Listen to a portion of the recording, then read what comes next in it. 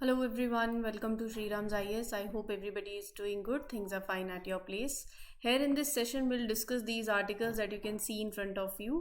हम air quality के बारे में बात करेंगे, मतलब बेसिकली एयर पोल्यूशन के बारे में डिस्कस करेंगे. इंडिया चाइना के रिलेशंस, इंडिया का एजुकेशनल ट्रांसफॉर्मेशन जो हुआ है वो, नीति NCAR states economic forum portal क्या है, ये आपके प्रीलिम्स के लिए भी इंपॉर्टेंट है, and non alcoholic fatty liver disease क्या है. So this will be our topic of discussion. ऊपर के 3 आर्टिकल्स तो मेंस के पॉइंट ऑफ व्यू से हैं, या आप GS पेपर 3 से कनेक्ट कर लो, GS पेपर 2 से कनेक्ट कर लो, and educational transformation you can connected with paper 2, paper 3, paper 2 specifically. तो जिस भी तरीके से क्वेश्चन आए यू कैन ऐड देयर. ठीक है, शुरू करते हैं आज का सेशन. शुरू करने से पहले let me tell you, Shri Ram's IS has been serving the nation since 1985. You can trust the quality content.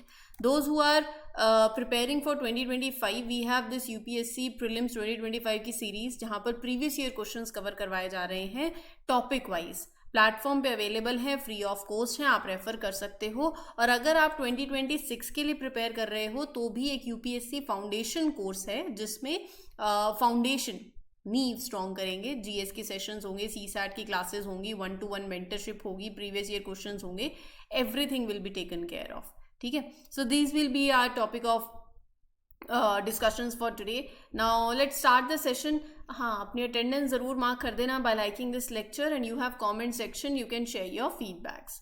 Now पहला जो आर्टिकल है वो ये कह रहा है कि रांची जो है वो पहली बन गई है, इट इज़ डिस्ट्रिक्ट झारखंड के अंदर जिन्होंने क्या किया है. Ranchi is set to become the first district in Jharkhand to implement this large scale campaign for the screening and management of non alcoholic fatty liver disease. So basically Jharkhand की पहली डिस्ट्रिक्ट रांची, जो कि जिन्होंने लॉन्च किया है एक बहुत बड़ा कैंपेन है to screen, to check people for non alcoholic fatty liver disease and to provide proper care for those who have it also. So basically non alcoholic fatty liver disease क्या है, हम उसके बारे में बात करते हैं. देखो, ये एक ऐसी कंडीशन होती है जब फैट बिल्डअप करता है लीवर में. अगर एक पर्सन ड्रिंक नहीं कर रहा है एल्कोहल हेविली, उसके बावजूद भी दिस कैन हैपन. ये जरूरी नहीं है इफ अ पर्सन ड्रिंक तो होगा, this happens even if a person does not drink alcohol also. अगर एल्कोहल रीजन बनता है फॉर द फैट बिल्डअप तो आप फिर उसको एल्कोहलिक फैटी लीवर डिसीज कहोगे. ठीक है, alcoholic fatty liver associated liver disease, ये नॉन एल्कोहलिक है. देखो, अर्ली स्टेजेस में ही आपको it will not cause any harm, but if it gets worse so it can lead to serious liver problems also. Liver failure हो सकता है, liver cancer हो सकता है. अगर टू मच फैट हो गया लीवर के अंदर तो it can increase the risk of diabetes, high blood pressure, kidney disease हो सकती है. अगर किसी को ऑलरेडी डायबिटीज है so this disease can increase the risk of heart diseases also. So ये जो डिसीज है, ये जो प्रॉब्लम्स इससे जुड़ी हुई हैं वो ये सारी हैं. अगर किसी को ऑलरेडी डायबिटीज़ है और फिर ये डिसीज़ होती है तो हार्ट प्रॉब्लम होने के चांसेस बढ़ जाते हैं. ठीक है, तो यहाँ पर 2 तरीके के NAFLD है, non alcoholic fatty liver and non alcoholic steatohepatitis, NASH. Non alcoholic fatty liver के अंदर जो मैंने आपको बताई है, this is a mild form जहाँ पर फैट बिल्ड करता है and there is little or no liver damage non alcoholic fatty liver के अंदर. लेकिन NASH के अंदर इट इज सीवियर फॉर्म जहाँ पर लीवर इन्फ्लेम्ड हो जाता है, right. So it can lead to liver failure also. और कौन वो होता है ना कि बेसिकली आगे बढ़ने से पहले कौन they are more likely to get this, जिनको टाइप 2 डायबिटीज है, जो ओवरवेट है, जो हाई कोलेस्ट्रॉल है, जिनको it can affect anyone, even children also. ठीक है, अच्छा ट्रीटमेंट कोई है क्या? देखो, डॉक्टर्स सबसे पहले तो ये रिकमेंड करेंगे कि आप वेट लूज करो, क्योंकि it will reduce the fat in the liver, right. It will decrease the inflammation, it will slow down और रिवर्स फाइब्रोसिस. 5 से 10% बॉडी वेट भी बहुत बड़ा डिफरेंस क्रिएट करता है इन इम्प्रूविंग लीवर हेल्थ. तो ये काम की बातें. ठीक है जी, अच्छा खाना खाओ, एक्सरसाइज करो, अल्कोहल नहीं लो, डायबिटीज़ कंट्रोल करो, कोलेस्ट्रॉल कंट्रोल करो. सो ये सब चीज़ें हैं, you make small lifestyle changes, और अगर वो छोटी छोटी लाइफस्टाइल चेंजेस आपने कर ली तो आप बड़ी बड़ी प्रॉब्लम से prevent, you will prevent those बड़ी बड़ी problems, you will stay healthy. ठीक है, आगे बढ़ने से पहले let me tell you, we have this geopolitical dialogues की सीरीज जहां पर दो best faculties they come and discuss some of the hot burning issues via podcast, so you can refer them. Number of episodes are out, they discuss like geopolitical dialogues में why is West Asia always in crisis, तो why, तो वो बातचीत होगी, आप उसमें से points note करें, आपके मीन्स के लिए भी काम आएंगे, आपके इंटरव्यू के लिए भी काम आएंगे। अब ऐसा नहीं है सिर्फ यही सेशंस हैं, आप प्लेटफॉर्म पे चैनल सब्सक्राइब करेंगे, you will get other sessions also, बहुत से सेशंस प्लेटफॉर्म पे अवेलेबल हैं, have a look over it, तसल्ली से देखो, अच्छा लगे कंटिन्यू करो। ठीक है, now coming to the next article, Union Finance Minister will introduce this new online platform that is नीति NCAR States Economic Forum Portal। मैं अब इसको सिर्फ पोर्टल के नाम से बोलूँगी, पूरा बार बार क्या इतना बड़ा नाम लेना, आप समझ ही जाओगे। जो ओपोजिशन रूल स्टेट्स हैं उन्होंने जो कुछ कंसर्न्स रेज करे हैं कि अनफेयर डिस्ट्रीब्यूशन होता है फाइनेंशियल रिसोर्सेज का, उसके चलते, राइट। तो पर्पस क्या है इस पोर्टल का, जो रिसोर्स एलोकेट हो रहा है उसको ट्रैक करना, डिस्कस करना between the central and state government, transparency आएगी, you will ensure fair financial distribution also, it might allow states to present their financial concerns, find solutions। ठीक है, so this platform is created by NITI Aayog in collaboration with National Council of Applied Economic Research। ठीक है, so it is designed to be a one-stop platform for state-wise economic and financial data। इस portal के through it's presents data about state economy, मतलब कैसी states perform कर रही हैं financially, उनकी इंफॉर्मेशन हेल्थ को लेके, एजुकेशन को लेके और पॉपुलेशन को लेके, how states are earning the money, how they are spending the money. तो इसके अंदर 4 मेन सेक्शंस होंगे, स्टेट रिपोर्ट, डेटा रिपोजिटरी, आगे मैं 2 और बताऊंगी, पहले स्टेट रिपोर्ट पढ़ लो। स्टेट रिपोर्ट के अंदर आपको समरी मिल जाएगी, they provide a summary of the financial condition, of the economic condition of each of the Indian states। मतलब डिटेल में it will include the population, the economic structure, the income, the government spending। Data repository के अंदर एक database होगा, it offers direct access to the complete database, मतलब that will include population, वहाँ का demography, economic structure कैसा है, कैसे economy, how is economy organise, taxes के बारे में, लोन्स के बारे में, स्पेंडिंग, गवर्नमेंट के फाइनेंसेस के बारे में, right. Third parameter, third pillar is state fiscal and economic dashboard, that visual tools जैसे ग्राफ है, चार्ट्स हो गए, ताकि data, to make data easier to understand, right, quick access to important summary reports also. And fourth pillar is research and commentary, right. So why this is all important, क्योंकि यहाँ पर it help governments, policy maker, researchers, ताकि आप better financial decision ले सको। It will promote transparency in how states manage their economy. It will allow easy comparison of economic performance between different states. ठीक है जी, सो ये जो online platform है, it is design to make state wise जो economic data है, जो financial data है, उसको ईजिली एक्सेसिबल करा दे एक प्लेस के अंदर, राइट। कॉम्प्लेक्स डेटा को समझना आसान हो जाएगा, चीज़ों स्टेट की परफॉर्मेंस को एनालाइज करना आसान हो जाएगा, कंपेयर करना आसान हो जाएगा, पॉलिसी डिस्कशंस में हेल्प मिल जाएगी, क्योंकि you will be able to track the progress. तो उस हिसाब से you will create better policies, better planning, transparency, and जो डिसीजन होंगे वो डेटा ड्रिवन डिसीजन होंगे। ठीक है, ये जो इंडिया में एयर पोल्यूशन है ना, ये सिर्फ सीजनल इनकन्वीनियंस नहीं है। Hospitals overflow with respiratory cases, schools shut down, cities disappear under the layers of smoke, and Indian metros regularly top global pollution rankings। देखो क्या बात कर रहे हैं कि सिर्फ सर्दियों में होता है। अच्छा, सर्दियों में क्यों होता है ये?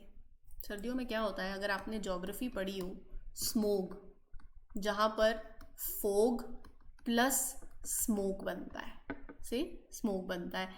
ठंड में रात में नीचे अगर आप देखो तो यहाँ कोल्ड एयर आती है। एक आप ऐसे भी लगा सकते हो, या आप लगा लीजिए कोल्ड एयर का ब्लैंकेट है, या आप ऐसे लगा लीजिए कि कंडेंसेशन होती है जब, ठीक है, जब वो कंडेंसेशन होती है, एक तो कंडेंसेशन होती है, दूसरा जो कोल्ड एयर की परत नीचे आ जाती है, तो उसके साथ जब स्मोक मिल जाती है तो स्मोक बन जाता है। फोग बनती है ना सर्दियों में, तो उस फोग के चलते स्मोक साथ में जुड़ गया, स्मोक बन गया। इसके साथ काफ़ी पैरामीटर्स जुड़े हुए हैं। एक पैरामीटर है टेम्परेचर इन्वर्जन का, क्योंकि ये फोग कैसे बनती है, अगर आपने पढ़ा हो एक ड्यू पॉइंट है, एक फ्रीजिंग पॉइंट है। अगर ड्यू पॉइंट ज़्यादा होगा तो क्या बनेगा, अगर फ्रीजिंग पॉइंट ज़्यादा होगा तो क्या होगा, राइट। जैसे हम स्नोफॉल बोलते हैं, स्नोफॉल तब होता है जब फ्रीजिंग पॉइंट ज़्यादा हो ड्यू पॉइंट से, राइट। माउंटेन्स में ज़्यादा आपको मिस्ट देखने को मिलेगी। ठीक है जी।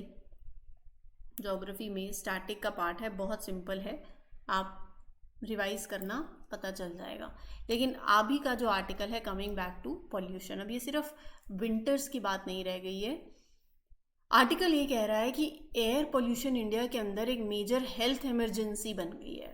ये सीजनल इशू नहीं है, क्योंकि ये मिलियंस ऑफ पीपल को हर साल अफेक्ट कर रहा है, बच्चों को, बड़ों को, जिसके चलते कॉन्सिक्वेंसेस क्या हैं। और रेस्पिरेटरी प्रॉब्लम्स होती हैं तो हॉस्पिटल्स क्राउडेड हो जाते हैं, स्कूल्स को बंद करना पड़ता है, and there is thick smoke. तो सरकार अलग अलग प्रोग्राम्स के तहत इस प्रॉब्लम को फिक्स करती है, लेकिन रिस्पॉन्स अनइवन है, response is uncoordinated. School closures भी होते हैं, पब्लिक हेल्थ इमरजेंसी परसिस्टेंट रहती है, राइट। गवर्नमेंट की इंटरवेंशंस हैं, लेकिन उसके बावजूद भी जो रिस्पॉन्स है दैट इज़ इनकंसिस्टेंट। अगर पोल्यूशन को कंट्रोल नहीं करा तो ये एनवायरनमेंट को भी हार्म करेगा लॉन्ग रन में, और पब्लिक हेल्थ को भी करेगा। हमारे कितने, आप खुद सोचो सरकार के क्या क्या प्रोग्राम्स हैं। National clean air programme, Bharat state BS6 norms, Pradhan Mantri Ujjwala योजना, फेम 2, स्वच्छ भारत मिशन। लेकिन क्या ये इनिशिएटिव्स एनफ हैं?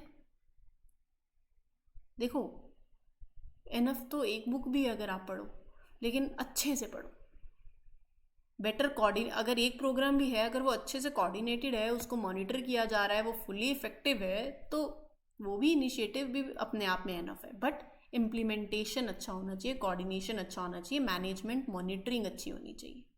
दिक्कत क्या है ना, दिक्कत ये है, ये चैलेंजेस में आप लिख सकते हो, दिक्कत ये है कि गवर्नेंस वीक है, कोऑर्डिनेशन वीक है, जो इंफ्रास्ट्रक्चर है, सिटी इंफ्रास्ट्रक्चर, वो आउटडेटेड है।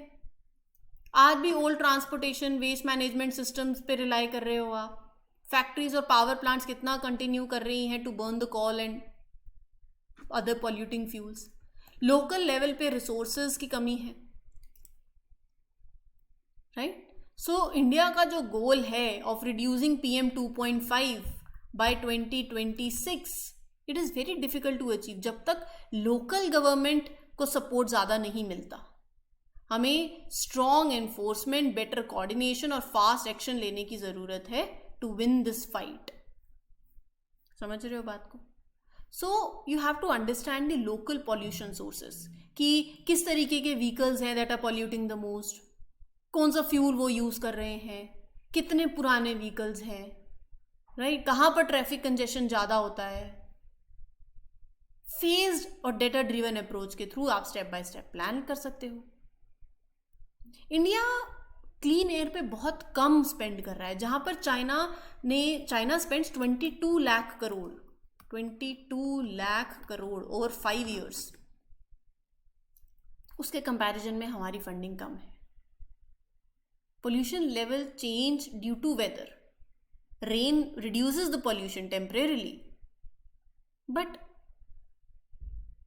if you are measuring the pollution this way, that is wrong. अगर आप too much high-tech solutions पे भी rely कर रहे हो तो वहाँ पर भी रिस्क है। Smoke towers, AI based air monitoring, digital dashboard, सुनने में कितना impressive sound कर रहा है, लेकिन वो basic actions को replace नहीं कर सकता। क्रॉप रेजिड्यू को बर्न करना, वेस्ट को बर्न करना, पुरानी फैक्ट्रीज को तो अपग्रेड करना ही पड़ेगा ना, ओल्ड पॉल्यूटिंग व्हीकल्स को तो रिमूव करना ही पड़ेगा ना। हाई टेक सोल्यूशन पे ओवर रिलायंस नहीं होना चाहिए, it will create an urban bias. दूसरी कंट्री से सीख सकते हैं बिल्कुल। चाइना ने बहुत से कोल प्लांट शट करे, ब्राज़ील ने लोकल कम्युनिटीज़ को इन्वॉल्व किया, कैलिफोर्निया ने pollution tax money to help poor communities, London में there is ban coal before using high tech air monitoring tools. You can have your unique path but you have to bring. ठीक है जी। आगे बात करते हैं India के education system के बारे में, जिसके अंदर काफ़ी ट्रांसफॉर्मेशंस हुए हैं। वो कह रहे हैं कि क्रिटिक्स का ये कहना है कि हम ना जो हमारा पाथ था ना उससे थोड़ा डेविएट हो गए हैं। चलो देख लेते हैं हुए हैं या नहीं हुए हैं। ओल्ड एजुकेशन सिस्टम में क्या प्रॉब्लम्स थी? पहला तो वो कहता है कि करिकुलम आउटडेटेड था। ये आप पॉइंट्स लिखोगे, आउटडेटेड करिकुलम, रट्टा मारने वाली लर्निंग, क्रिएटिविटी पे ध्यान नहीं, क्रिटिकल थिंकिंग पे ध्यान नहीं, प्रॉब्लम सॉल्विंग पे ध्यान दो। आज के टाइम पे मॉडर्न वर्क प्लेसेस को वो लोग चाहिए जो सोच सकते हैं, जो इनोवेटिव हैं, जो एनालाइज कर सकते हैं, रट्टा मारने वाले नहीं, सिर्फ रट्टा मारने वाले नहीं, ऐसे लगा लीजिए। दूसरा, हर जगह पुअर गवर्नेंस, करप्शन। आप पब्लिक यूनिवर्सिटीज़ ले लो, प्राइवेट कॉलेजेस उसके चक्कर में कितने बढ़ रहे हैं, क्योंकि public universities are not getting enough money, private colleges बढ़ रहे हैं, but many were unregulated, right. अब इंस्टीट्यूशन ना डिग्री मिल्स बन गए, डिग्री मिल रही है बस, लो क्वालिटी। समझ रहे हो आप बात को? यहाँ चेंज लाने की ज़रूरत है। Universities have become more about politics than education. History को प्रेजेंट करने के लिए देर आर डिफरेंट नैरेटिव ना, उस तरीके से टेक्स्ट बुक्स एडिट हो जा रही हैं, that is in an unbiased manner. Bhagat Singh, Chandrashekhar Azad, Veer Savarkar के बारे में they are often downplayed in the history text books. या आप फॉरेन इन्वेजन्स को हटा दे रहे हो to serve some of the interest, right. So here National Education Policy 2020, the first major education reform in the 34 years, is a game changer. इसके 5 pillars हैं। कौन कौन से हैं? एक्सेस, इक्विटी, एक और पिलर क्वालिटी, अफोर्डेबिलिटी और अकाउंटेबिलिटी। लिख सकते हो आप ये, और सब नाम से पता चल गया कि एजुकेशन हर किसी के लिए हो, स्पेशल फोकस मार्जिनलाइज ग्रुप्स पे हो, क्वालिटी अच्छी हो, अफोर्डेबल हो और अकाउंटेबल हो। ठीक है जी। और ज़्यादा रिसर्च करें, promote equal opportunities, better universities हो, अच्छी रिसर्च हो, कल्चर और लैंग्वेजेस को प्रिजर्व करें। That is what a bright future is. ठीक है जी, चलिए आगे बढ़े। Here will discuss the last article of today's session. हम बात करेंगे इंडिया चाइना के बारे में, क्योंकि इंडिया चाइना 75 ईयर्स हो चुके हैं of India China relations. History में चलते हैं, थोड़ा सा देखते हैं क्या चैलेंजेस हैं और इस रिश्ते का क्या फ्यूचर है। 1950 मतलब हमारे यहाँ जब प्रेसिडेंट जवाहरलाल नेहरू थे, तब उनके वहाँ के चेयरमैन और हमारे यहाँ के प्राइम मिनिस्टर दे एस्टैब्लिश डिप्लोमेटिक रिलेशंस। थोड़े फिर रिलेशन स्ट्रेन हुए। उसके बाद राजीव गांधी जी जब हमारे प्राइम मिनिस्टर थे 1988 में, ही विजिटेड चाइना कि नॉर्मलाइजेशन हो टाइज का। अभी प्रेसिडेंट सी जिनपिंग और प्राइम मिनिस्टर नरेंद्र मोदी ने काफ़ी रिलेशंस इम्प्रूव करे हैं। इनफॉर्मल सबमिट्स हुई हैं, हाई लेवल डिस्कशंस हुए हैं, बट मिलिट्री टेंशंस भी बहुत हुई हैं। आप चाहे इधर लगा लीजिए कश्मीर और लद्दाख वाली साइड, और या फिर आप अरुणाचल प्रदेश लगा लो, ढोकला अभी चिकन्स नेक कॉरिडोर कल मैंने आपके साथ डिस्कस किया था। तो there are various border disputes and economic disagreements also. So we need to have a high level of diplomacy. सबसे पहली बात, हाई लेवल ऑफ डिप्लोमेसी। दूसरा, people to people connect is very important, people to people connect. तीसरा, trade balance, trade growth भी हो, trade balance भी हो, ये सब करना चाहिए।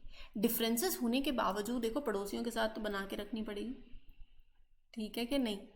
चैलेंजेस रिमेन, किसके साथ नहीं होते हैं, but there is a great potential for collaboration also, for progress also. Buddhism दोनों देशों में can play a very important role. अब आप इसको चाहे अपनी स्ट्रेंथ बना लो, चाहे इसके बेसिस पर लड़ लो, right. So Rabindranath Tagore visited China, promoted cultural friendship. Bollywood movies are very popular in China. Yoga एक soft power है that has gained huge following among the Chinese people. Trade बढ़ा है, बिजनेस बढ़ा है, ट्रैवल बढ़ा है, but there are challenges at the same time in trade balance also, border disputes हैं, peaceful communication हो, साथ में ग्लोबल फॉरम्स में काम करा जाए तो we can collaborate. President Xi Jinping ने कहा कि when China and India collaborate ना, द वर्ल्ड लिसन्स। तो अगर आप देखो ट्रेड, कल्चर, ग्लोबल अफेयर्स पे साथ में काम करेंगे तो you can shape a balance and peaceful world. लेकिन अगर आप खड़े होकर कहीं पर भी कहो कि ये जगह मेरी है तो वो भी नहीं होगा। You have to solve challenges together, you have to boost your economy. ठीक है, ये जितने भी मैंने आपके साथ पॉइंट शेयर करे हैं, please do write it down. And this was the whole session for today. I hope you like it.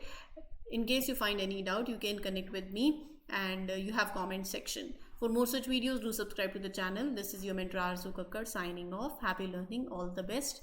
Thank you.